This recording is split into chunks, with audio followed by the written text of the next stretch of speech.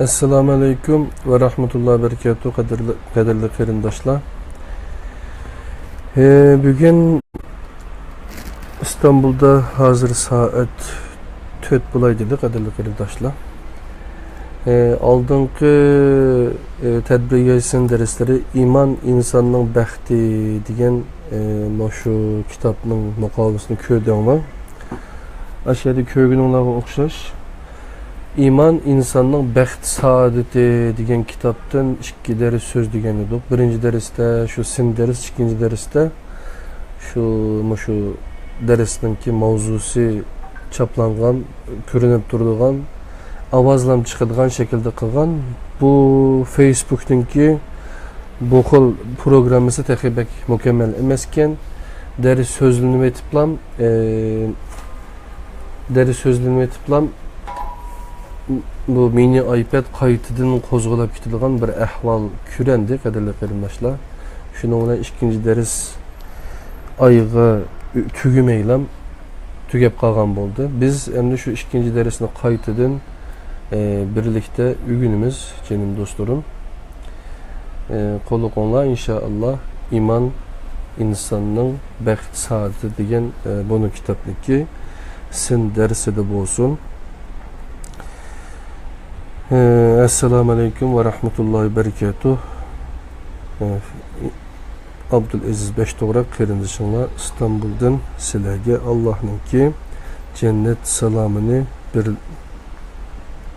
yetküzüş bilen salamını kılıç bilen birlikte dersimiz 3. dersimizde başlamalımız canım dostlarım.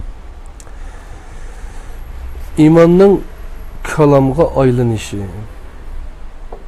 İslam akidede rububiyet yani Allah'ını Rab deb biliş, uluhiyet Allah'ını birden bir ilah deb biliş, düşünce, hareket, ibadet ve siyasette uzun geplen kıskısı barlıq sahalarda tevhidini birinci orunga koygan bir bütün hayat nizamıdır. Tevhid akidesinin nübüvvet sahasideki en ahırkı katta müceddidi Hazreti Muhammed Aleyhisselam iman hakimiyeti hareketini aldı bilen şəxslərdən başladı. Bu devirde insanlar fakat mümin yoki müşrik deb iki türge ayrılgan idi. Kısa müddet içinde Şeyh Saladin cemaat haleti ötken İslam cemaati bir taraftan qolluk şəxslərini yetiştirib tirişqan idi. Mekke'deki mevcudiyeti daim xavf içinde bolgan musulmanlar başka yurtlardan özüge makan tepip o caylarda qolluk xadimlerini makallaştırış üçün izlengen idi. Aldı bilen Necaşi'nin Habeşistanı, onundan keyin Yesrib nübüvvetinin 13. yılında elingan tunci beyat resmi cemaatleşiş basqıçıga kirgenliginin bişareti idi.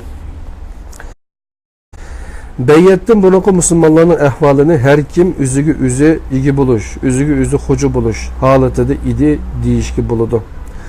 Bu basqıçda tevhid vicdanlarga ve tildi bulup texi ictimai yoki siyasi bir kimlikka aylanmagan idi.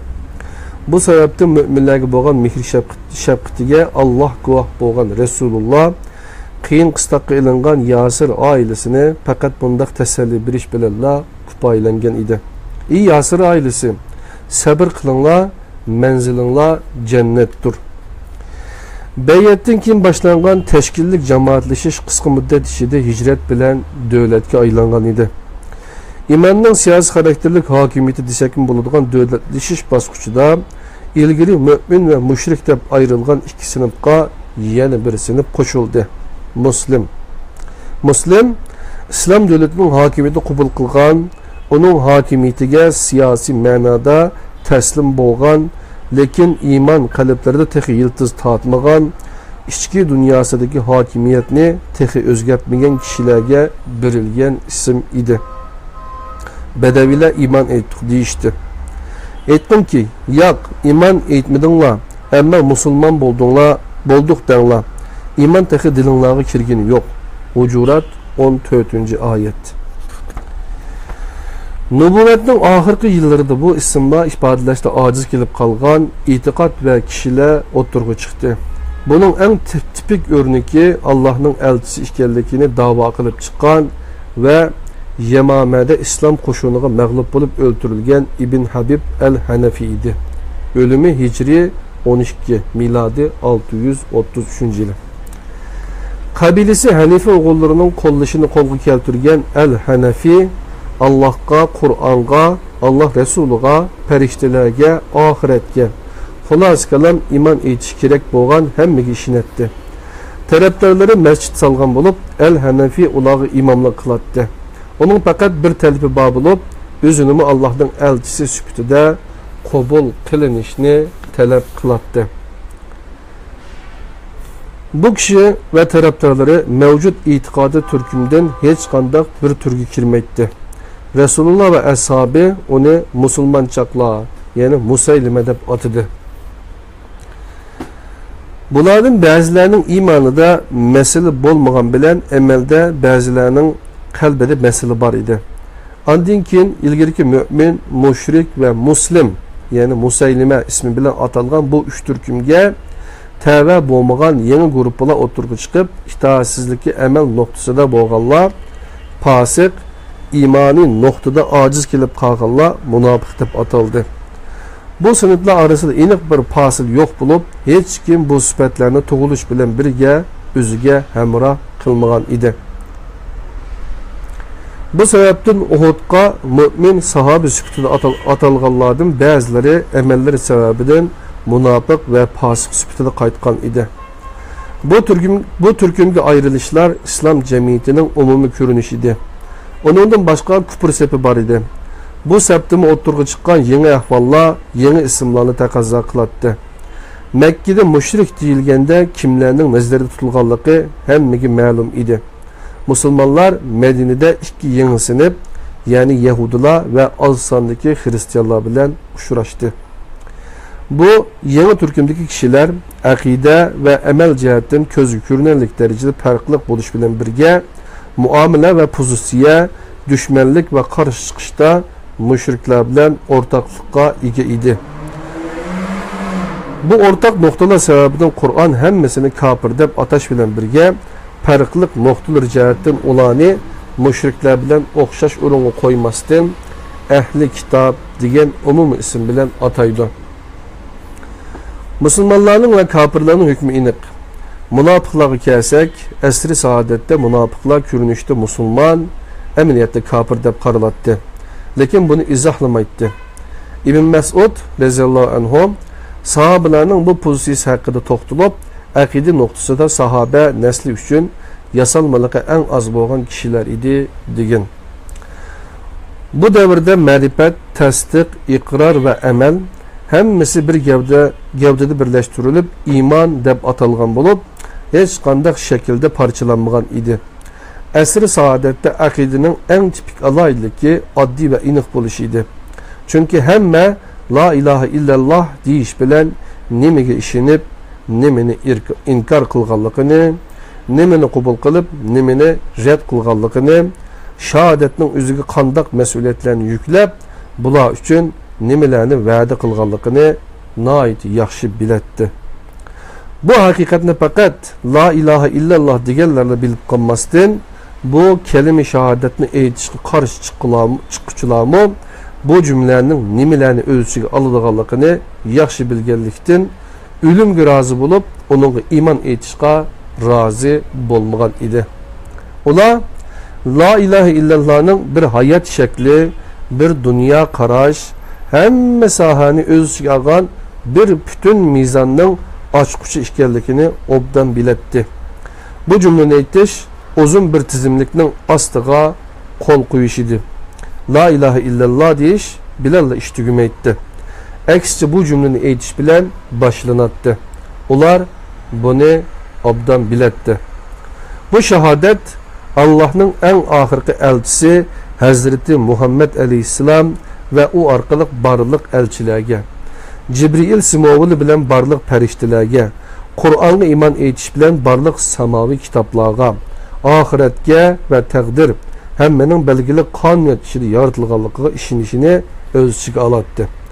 Bu modlarning hech birisi bu davrda kalamlashtirilmagan, falsafasi o'ttirga qo'yilmagan, daltalash qilinmagan, cheklama qo'yilmagan, xulos kalam bo'lganmagan edi.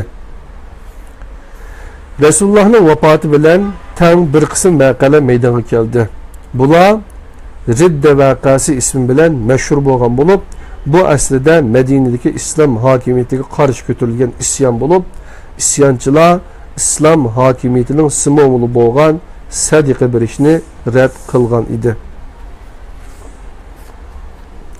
Qadirli qarindoshlar, men bu kitaptaki izohatlarni o'qib o'tmayman. Faqatlam bu izohatlarni o'qisak, yani biraz uzurib ketadi ekan. Shunlashqa tekstning o'zini o'qiyman, izohatni ko'rishni xohlaganlar kitobni setib olib ko'rsanglar bo'ladi. Halbuki bu odamlar Musaylimiga o'xshash iymon etish kerak bo'lgan barliq asoslarga ishinib, Allah'ın başka emir ve çeklemelerini kabul kılattı. Şundaqdımı İslam devletinin yeni reisi, ularını murtad deb ilan kılgan ve ular Medine İslam devletinin hakimiyetini qaytadan kabul kılıp, sadiqa bergiçe uruş kılışının vacip ikenligiga hüküm kılıngan idi. Hazreti Osman devrideki malımançılıkça ümmet içinde efdaliyet, evzellik, üstünlük, başka akidevi dertalaş ve ihtilaf görülmegen idi. Üstün buluş meselesi tuncu bulup Resulullah vafat bolgan günü Beni Said korusunda halifenin kimlerden bulunduğanlığı ya ki kimlerden halife bulalmaydıganlığı hakkındaki dertalaştı oturgu çıktı. Kureyş'ten bolganlar halifenin Araplarının Kureyş kabilesinin buluşu kerakligini oturgu koydu. Çünkü Kureyş Allah Resulü mensup bolgan kabile idi ve bu sebepten başka kabilelerden efdal, yani üstün idi. Bu düşünce keyinki mezgillerde bazı ehli sünnet imamları tarafından bir iman asası halığı keltirilip akide kitaplarına kirgizildi. Üstünlük düşüncesi bu dairede çekilinip kalmadı. Keyinki mezgilde Şialar bunun ölçümünü tekimi taraytıp Resulullah'ın nesebi Haşimiyle halifelikке hemmedin bek layık düşüncesi bilen hareket kıldı.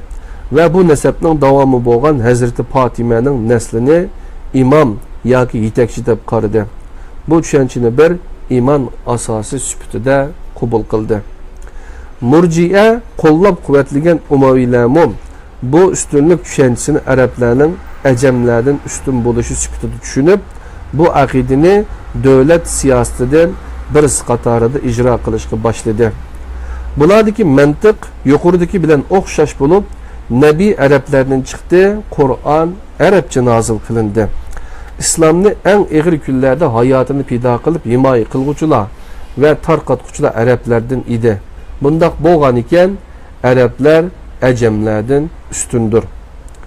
Üstünlük düşüncesi bu dairede mi halqib chiqdi. Ajamlar İslamni qabul qilishga başlaganda üstünlük düşüncesi üzünü içine aladigan şekilde qaytadan yenilendi. Bu qatim üstün bo'lgan tar dairede üzü tava bo'lgan grup, mezhep, iqim, keng dairede ümmet idi. Üzü tava bo'lgan gruppa başka gruplarının hemmisidan, üzü mensup bo'lgan mezhep başka mezheplerinin hemmisidan, üzü tava bo'lgan iqim başka iqim ve ilimlerinin hemmisidan, üzü mensup olan ümmet başka ötmüş ümmetlerinin hemmisinden üstün idi. Hazreti Osman'ın şahadeti bilen neticelengen vakalar iman tarihideki yeni bir devrinin başlangıcı oldu. Siyasi dabalgıçlar üzlüksüz devamlaştı ve siyasi ihtilaflar kılıç bilen hal kılınışka başlagandan keyin oturdu nefret ve intikam peyda oldu. Şunun bilen Cemal Tügü uruşu, andın Siffin ve Nehravan uruşturu oldu. Bu malumançılıkta kişiler her neresinin dertalaş kılışattı. Müslümanlar birbirinin kikirdikini boğup, birbiriga tığtanlap, canlarına kast kılışkan idi. Adam öldürüş çoğun günah idi. Ondaqda bu çoğun günahını sadır kılgıçlarının ahvalı kandak buludu. Bu dokunuşta ölgenlerinin ve öldürülgenlerinin ahiretlik ahvalı kandak.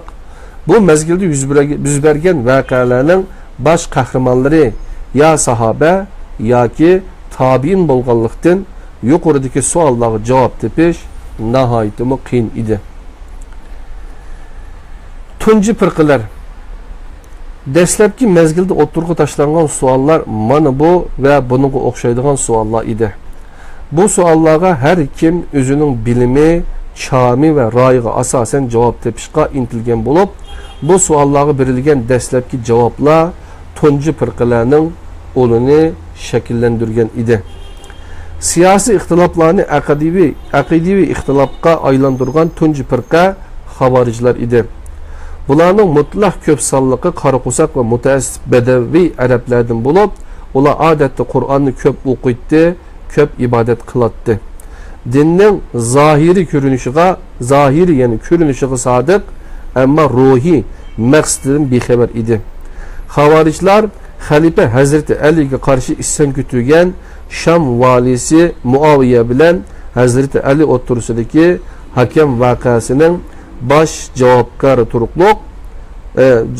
turuqluq hüküm faqat Allah'a xastur oyatini dalil ko'rsatib xalifaning qo'shinidan ayrilib chiqdi. Halbuki ular boshda xalifani sulh qilishga majburlab, xalifaning hokimini qabul qilishiga sababchi bo'lgan edi. Keyin Hazrati Alini hokim orqali masalani hal qilishni qabul qildi deb dindan chiqqanligini ilgari surdi. Mana shunda qilib iymon tarixida tunji qatim takfir voqeasi maydonga chiqdi. Takfir ya'ni bir-birini kufrlik bilan qaralash. Ular iymon nima, kufrlik nima deb so'ramadi. Buni so'rab boqmaganligi uchun bu savolga Qur'on va sunnatdan javobni izlamadi. Xavorijlar kafir kim, musulmon kim deyish bilan bu ishqa tutush qildi. Ularning kafirlar, mushriklar, yahudilar va xristianlar bilan kar yo'q bo'lib, derdi musulmonlar bilan edi. Ali İmran surasi 97-oyatga asosan hajni tark qilguvchining kafir bo'lganligiga hukm qildi. Tag'abun surasi 2-oyatini faqat mu'min va kafir bor, fosiq va munofiq yo'q deb sharhladi.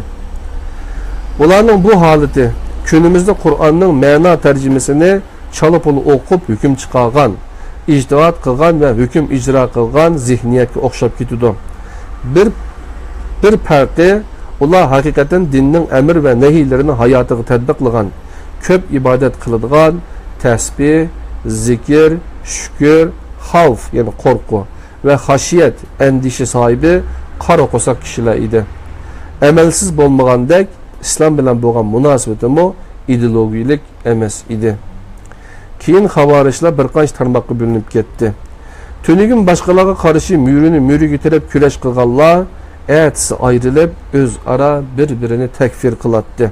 Chunki takfir ularda shifosiz bir kasalga aylangan bo'lib, keyin bu illat ahli sunnat qatorliq barliq firqalarga yo'qdi.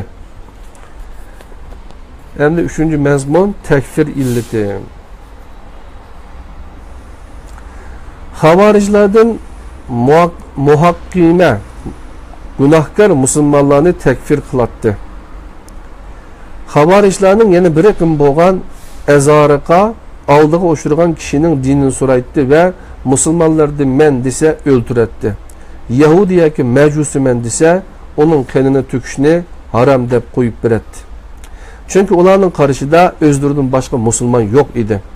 Ulardan bir guruh gunoh o'tkazgan har qanday kishining kafir bo'lganligini, Hazrati Talha va Zubayrga o'xshash Jamal tugi urushiga qatnashgan mo'tabar sahobalarning bu hukm ishida ekanligini ilgari suratdi.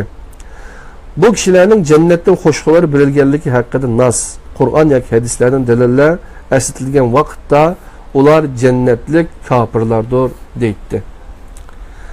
Xavorijlarning Najdat iqimi yolg'on aytquchining kafir bo'lganligida ching turish bilan birga aroq ichgan kishiga yurgiziladigan had jazosini qabul qilmaydi. Takfir illati xavorijlar bilan shakllanib qolmadi. Bu illat boshqa firqalarga yo'qdi. Jahmiyadin ba'zilari Hazrati Musoni Allohni ko'rishni aytganligi uchun Hazrati Isoni Maide 116-oyatda bayon qilingan so'zi sababidan takfir aytilgan darajada haddidan oshgan edi.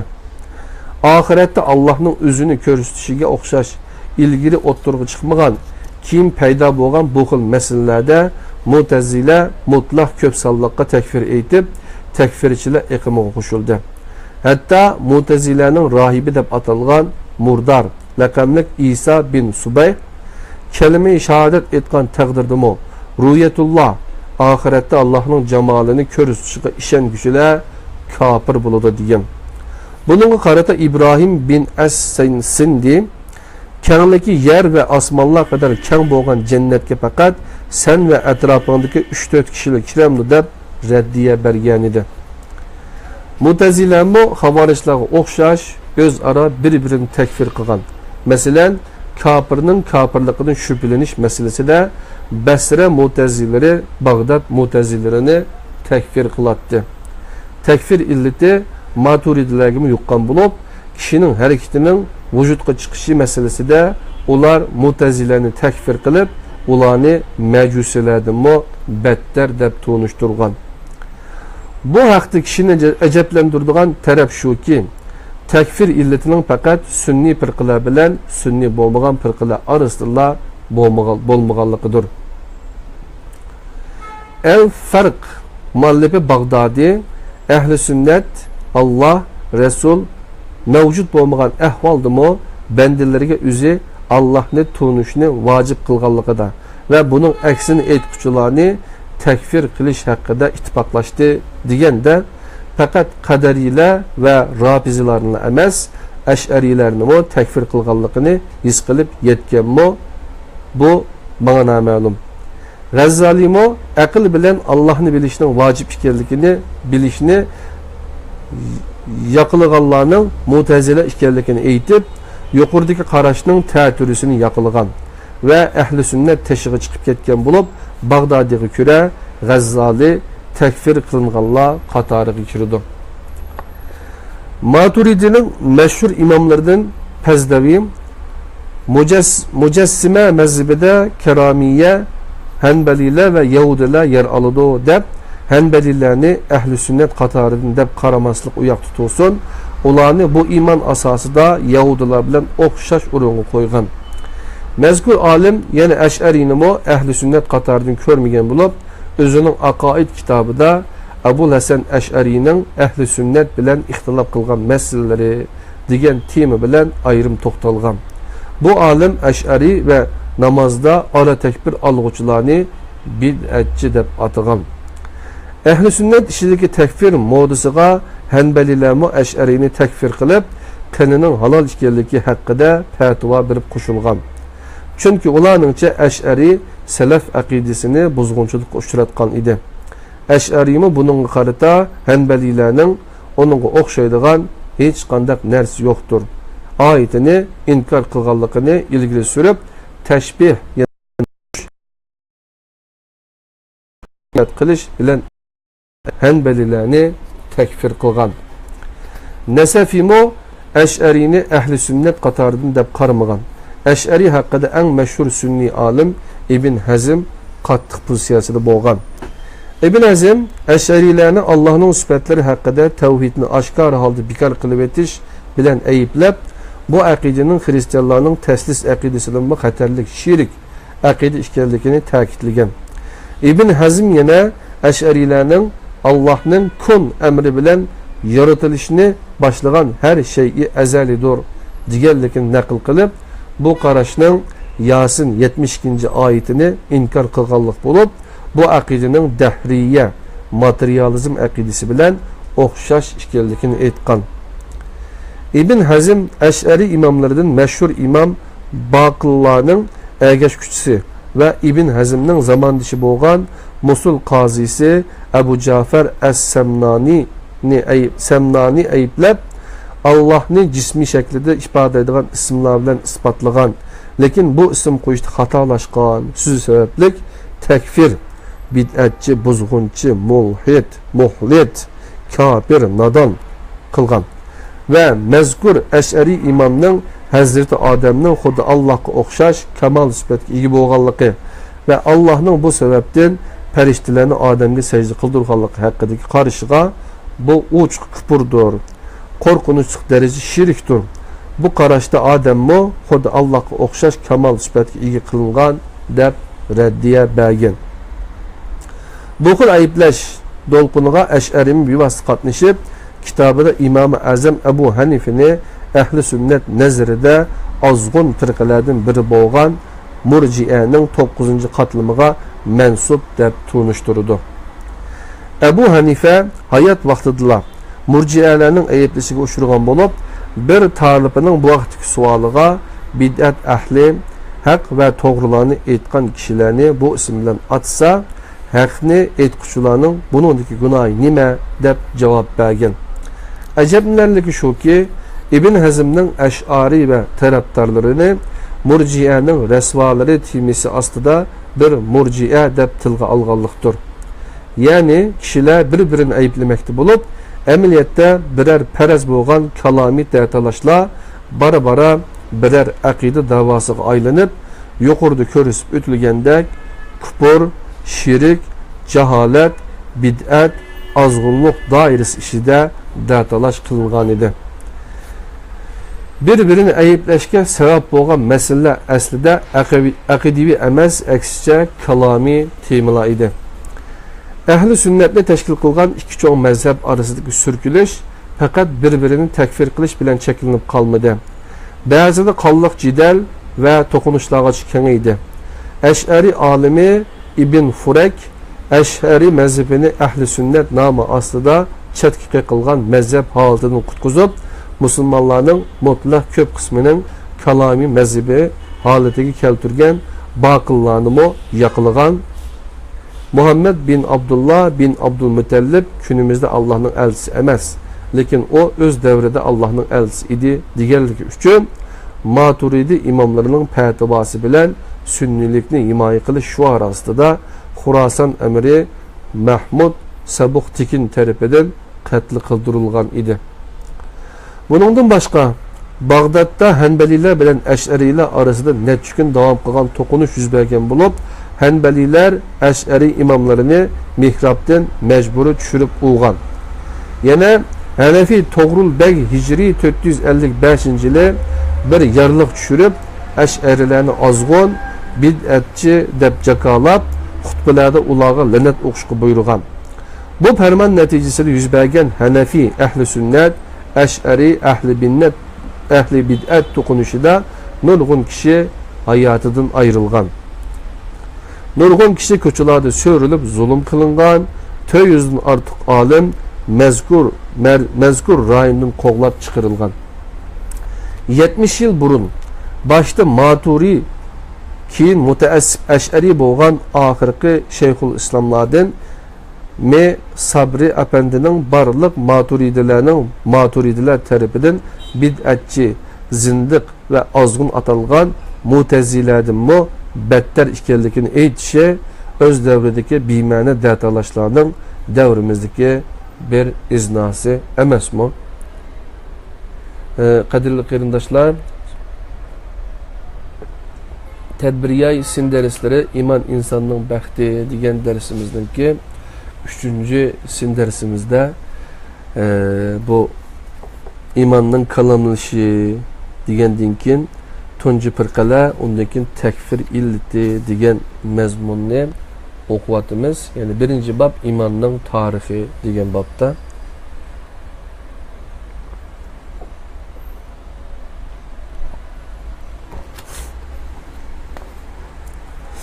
G'azzali, yani gerçi havarishlar tarix sahnasini yo'qolgan bo'lsa-mu, havarishlar o'tirib chiqargan takfir illati yashayotgan bo'lib, masxir qilish, qari chaplash, mazhabchilik qilish, bid'at, ozg'unlik, zalolat bilan ayblashdan iborat illatlar bilan kunimizgacha yetib keldi.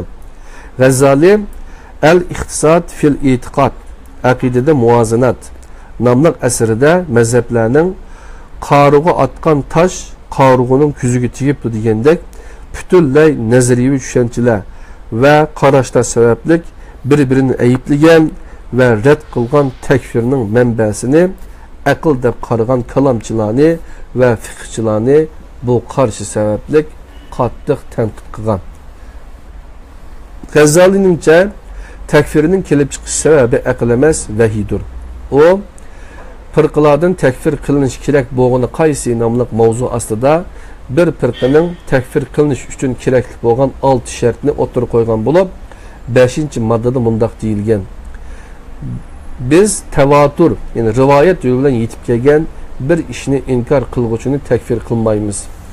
Mazkur shaxsi mayli rasullarning mutavatir bir qancha kishi tarafidan naql qilingan g'azotlaridan birisini inkor qilsin yoki Umarning qizi Hafsa bilan bo'lgan mutavatir nikohini inkor qilsin va yoki Abu Bakrning xalifaligini hatto mavjudligini inkor qilsin, uni takfir qilmaymiz. Bularning hammasini inkor qilgan taqdirda uni takfir qilish shart emas. Chunki bularni inkor qilguvchi namoz, hajga o'xshash iymon etish zarur bo'lgan dinning asoslaridan birisini inkor qilmagan.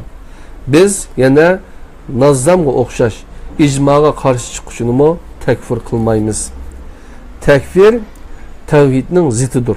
Chunki tavhid birlashtiradi, takfir parchalaydi. Tavhidning manbasi din va ummatga chaqirishdir. Takfirning manbasi havoyi havas, firqa, jamoat, mazhab, guruhiga o'xshash har turlik mardud taassub rad qilingan mastanilikdir. Mardud taassubning islom tarixida tipik o'rniki bo'lgan xavorishlar o'zidan bo'lmaganlarni batil, zalolat ishida deb qarab takfir qilatdi, hatto o'ltiratdi. Iymon amal munosabatini va cho'ng gunoh masalasini tunji bo'lib ular o'ttirib chiqargan edi. Boshqa siyosiy mazhablar ularni taqlid qildi. Siyosiy jihatdagi ixtiloflar bu doiradan xalqib aqidaviy sohalarga so'rab kirildi. Bu moda qisqa muddat ichida umumlashdi va har firqa o'zining qarashlarini aqida sahnasida tunishtirishga boshladi. Ko'z qarashlarini aqida sifatida tunishtirish uchun dalil kerak edi. Bu maqsadda Qur'on va sunnatdan dalil izlash boshlanib, tugiga bug'doy gumbazga aylantirildi. Firqalar navoda o'zi yaqilgan tushunchaga mos naslardan dalillar topa olsa, raqiblarini u nasni inkor qilganlik va bu sababdan kufrga patqanlik bilan aybladi. Raqib firqalarmo qarshi tarafning dalilini yo'q chiqaradigan boshqa nas izlashga topolmasa uni ta'vil qilishga boshladi. Oyatlar aslidagi muddaodan yiroq izohatlar bilan ta'vil qilinishga boshlagan bo'lib, bu mezgilda hadislar qo'l yozmaga aylantirilmaganlikdan nihoyat osonla to'qib chiqarishga boshlangan edi. Natijada bara-bara kalomiy mazhablar shakllanishga va uning asosliq gavdasi o'ttirg'i chiqishga boshladi. Shuning bilan ko'pinchisi siyosiy va amaliy ixtiloflardan, ba'zi manmanchilik va qizg'inishlardan kelib chiqqan izohat va tadbiqotlar birer iymon asosi, aqida masalasi bo'lib o'ttirg'i chiqdi. Buning bir foydasi bo'ldimi? Dastlabki mezgillarda sap, oddiy va aniq bo'lgan ijtimoiy hayotning barliq sohasida ro'shan holda o'zini namoyon qilib kelgan iymon siyosiy hirs va ixtiloflar natijasida firqalar dard olishining va jidallarining eng arzon xurujiga aylanib qoldi. Ilgari kishilar hech so'rab bakmagan savollarni haqliq yo'sinda so'rashga boshladi. Buning natijasida aqida eqini leyitildi va har firqaning o'zgacha iymon izohati borliqqa keldi. Har firqa iymon ruknlarini, to'g'rilik shartlarini naslar asosida emas, firqaning manfaati va siyosiy maydoni asosida shakllantirdi. Ba'zi mazhablar e'tiqodi bo'lmagan amalga tava masalalarni, yana ba'zilari aqidaviy bo'lmagan siyosiy masalalarni iymon doirasiga kirgizdi. Buningga boshlamchilik qilgan xavorishlar naslarga selinganda mo'min bo'lgan kishilarni kofir qatoriga chiqarib o'tishdek oshqullikqa mubtalo bo'ldi. Alloh va Rasululloh mo'min deb ataganlarni kofir deyish musulmonga yarashmaydigan bo'lib, bu bir adabsizlik, haddan oshqonlik edi. Shundaqla Alloh mo'min demaganlarni mo'min deyishmi haqiqatan ozg'unlik edi. Alohidaligi sifatini nasla aniq bayon qilgan Alloh va Rasululloh mushrik, kafir, fosiq, zolim, munofiq deb atagan kishilar uchun boshqa ismlarni izlash, bu o'lchamning doirasini taraytish yoki kengaytish Alloh va Rasulullohning hukmiga rozi bo'lmaganlikdir. Har qanday chekdan eshqqa o'xshash xavorishlarning bu xil oshqunligi ko'p o'tmasdan o'ziga raqib firqa murjianing tug'ilishiga sababchi bo'ldi. Qadrli qarindoshlar, imanning tarixini o'qidik. Buningdagi bir qancha mazmunni o'rtoqlashdik. Endi aqidada beparvolik degan mazmunni sizlar bilan o'rtoqlashaman. Aqidada beparvolik kechiktirish, keyniga so'zish, orqada qoldirish, havola qilish degandek ma'noni bildirilgan irja kalimasi faqat sultonlar mazhibi deb qaralgan murjiaga xos bo'lgan tushuncha shakli emas. Onun ustiga irja aniqlamasi berilgan, doirasi belgilangan, belgilik bir mazhabga xos bo'lgan yuzlanishni ko'rsatmaydi. Irja izohlanib, ichi to'ldirilgan bir hukm emas. Bu sababdan her kalami iqimning o'ziga xos irja tushunchasi bor. Bu ichi bo'sh hukmni her mazhab elib o'zining tushunchasiga mos holda sharhlagan. Shunga mazkur masalaga munosabatli kitoblarda qadari, Cebri, Mutezile, Sünni, hatta Havaric, Murci'alar hakkında toxtalıldı. Mesela Eş'ari, Mutezile ve Kaderi bo'lgan G'aylan et-Dimashq bilan İmam Azam Ebu Hanife'nin o'xshash bir timida Murci'a deb tanıştırgan. Zahiri İbn Hazmmo Eş'arini Murci'a qatoridan deb tilga olgan. Biz bu yerda asli Murci'a, yani Emevi hakimiyetiga yönelib hükümdarlarının qo'llab quvvatlashi bilan zulm, fisq, fujur, nifaq, hatta kufr va shirkni yo'lliq qilishga uringan rasmiy mazhab bo'lgan murji'a haqida to'xtalamiz. Bu murji'aning aloyligi fursatparast, suvning eqishi qarab ish qiladigan og'michi taqsikashlikdir. Dastlabda xavorijlarning oshqulliqqa qarshi o'tirg'i chiqqan murji'alar qisqa muddat ichida davlat mazhabiga aylandi. Çünkü resmi murcianing irja tushunchasi hükümdarlarning zulmni yo'lga qilish uchun pichilgan ton edi. Hakimiyatni bayatsiz va shurasiz holda tortib olgan, xalqqa zulm qilgan, har xil gunoh va axloqsizlikni sodir qilgan hukmronlar cho'ng gunoh o'tkazganlarning ahvolini Allohga havola qilish, uning oxiratdagi ahvoli haqida to'xtalmaslik, uning haqida hukm bermaslik fikri bilan yo'lliq qilgan murji'a bu haqdagi asosliq tushunchasini qisqacha mundaq bayon qilgan edi. Kafirga itoati foyda bermagandek mo'mingimi isyon va gunohi hech qanday ziyon yetkazmaydi. Murji'a cho'ng gunohlarning hammasini sodir qilguvchining iymonining Cibrilning iymoniga teng ekanligini ilgari surib, kishilarni oqibatidan xotirjam bo'lishga chaqiratdi. Iymonning izohati haqida 12 iqimga ayrilgan murji'adan ba'zi iqimlar imanni faqat bilish, ma'rifat ekanligini ilgari surgan edi. Bu ahvolda barliq mushriklar, Yahudi va Xristianlar, hatto shaytonmo mu'min va musulmon edi. Chunki bularning hammasi Allohning borligini bilatdi. Murjiadan ba'zi iqimlar imanning faqat iqror ekanligini o'tirib qo'ydi. Bularningcha asri saodatdagi aniq munofiqlardan tortib barliq munofiqlar mu'min edi. Bu iqim kufrni Allah'ını bilmezlik deb izahlaydı. Bular yana Resulullah Xaybarda urush qilgan Yahudilar Allah'ның nazarida musulmon edi. Allah'ның dostları ve cennet ahlidan edi deydi. Yani bazıları namazning ibadet emasligini, ibadatning faqat iman ekanligini ilgari surgan edi. Quddus ve Xorasan atrofiga makonlashgan bir guruh murji'a kishi tili orqali ishongan bo'lsa, yani iman etqanligini ifodalagandan keyin chin qalbidan ishonmasmi, o Allah'ның do'sti, cennet ahli bir mu'mindir deydi. Ulardan iman qalb bilan qilingan ahdidir degichilar taqiyya, qo'rqish bo'lmasmi, bir kishi og'zaki holda mayli kufrlikni e'lon qilsin, butlarga cho'qinsin yoki islom tuprog'ida Yahudi, Xristian bo'lsin va yoki kiris va taslis Tanrı İsa ve Meryem'den ibaret 3 ilahqa itiqad qilsin ve o aqidi bilen ölsün, o yanıla mümindir ve Allah'ın nazarida imanı kamildir deydi. Acablanarligi şu ki murji'a bu qarashlarni o'tirib qo'yganda Qur'onga murojaat qilishni ya zurur deb qaramadi yoki nihoyat az salmoqda Qur'onga murojaat qildi.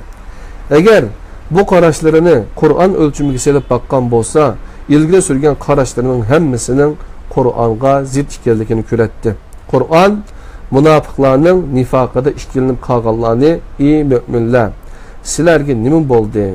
Nimishqa munofiqlar haqida ikki guruhga bo'linib ketsizlar? Halbuki Allah ularni qilmishlari tufayli xor qildi.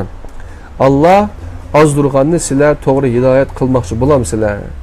Kimiki Allah gumroh qiladigan, sizlar uningga hargiz to'g'ri yo'l topib berolmaysizlar. Nisa 88-oyat deb azarlamoqda edi.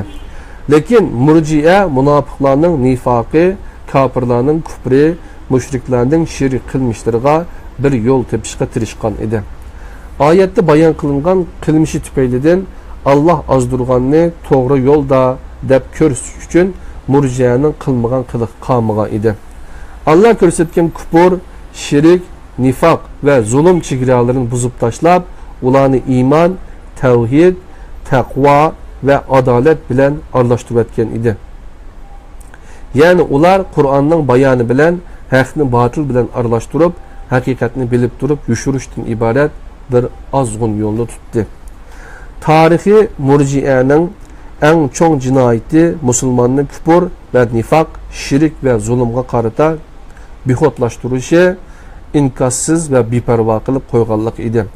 Uning davomi bo'lgan kunimiz murji'asimi o'xshash maqsadda musulmonning kufr va kafirga, zulm va zolimga qarshi iymonidan etilib chiqqan norozilik va nafratini yo'q qilib, uni kimliksiz va shaxsiyatsiz bir holga keltirib qo'yish, fursatparast va e'tiqodida beparvo qilib qo'yishga urinmoqda. Musulmonni siyosatdan yiroq tutish tarixiy va kunimiz murji'asining o'rtaq tirishchanlik nuqtasidir. Kunimiz murji'asining bu tirishchanlik natijasida bir qism musulmonlarning dinga bo'lgan sezgurligi ojizlab, iymon va kufr, tavhid va shirk, adolat va zulm, taqvo va nifaq orasidagi chegaralar bir buzib tashlanib, haq bilan botil bir-biriga zid yeralashtirib etildi. Har xil ismlar bilan kunimizgacha yetib kelgan murji'a zihniyati natijasida bugun islom ummatida nihoyat og'ir holda aqida va amal malomanchilik ko'rilmoqda. Musulmon bo'lish husn tuzashdan nihoyat o'g'ay holga keltirildi.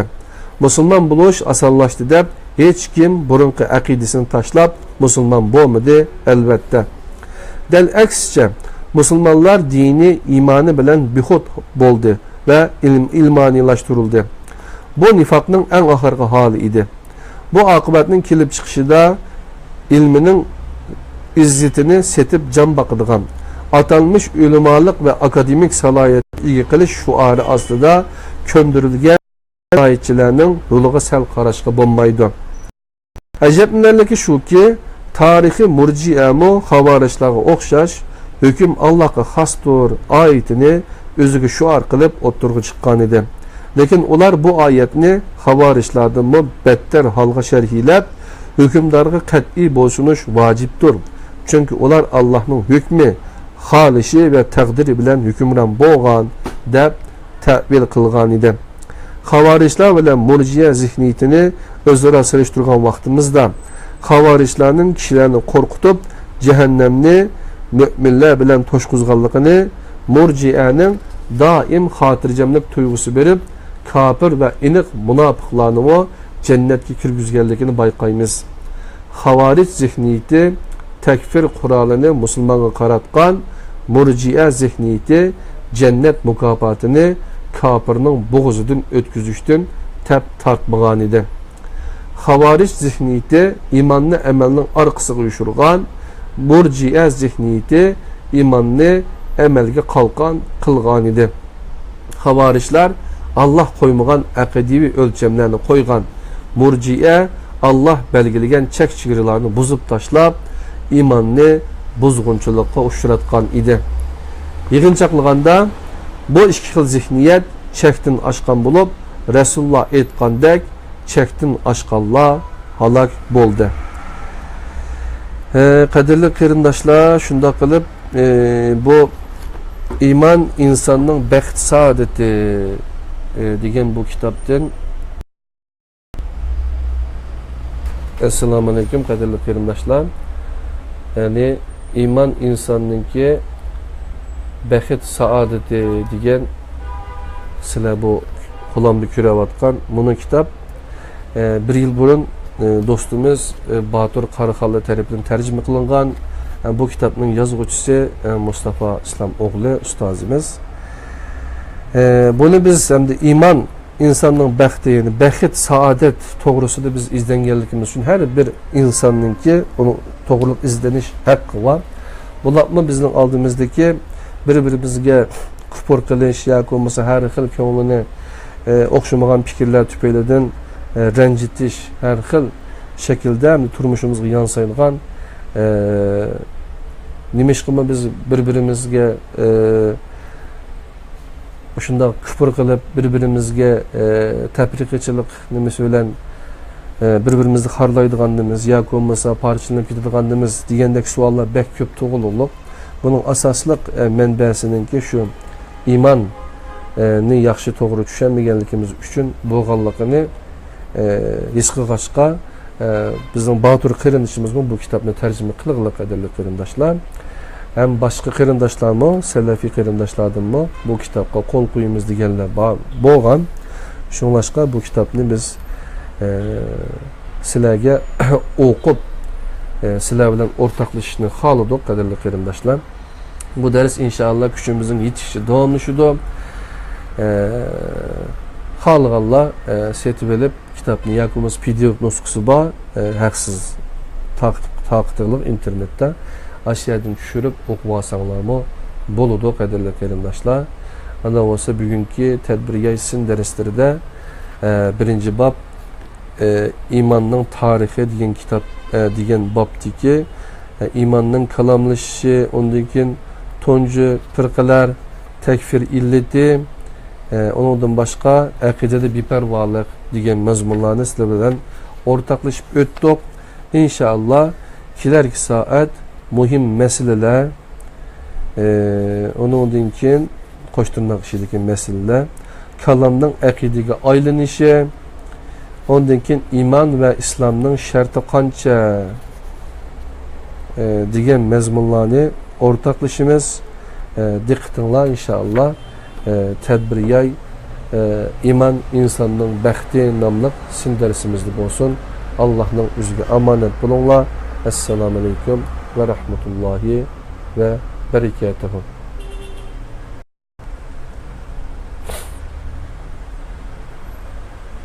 İman insanның baxti degan şu kitaptan sözlegen 3.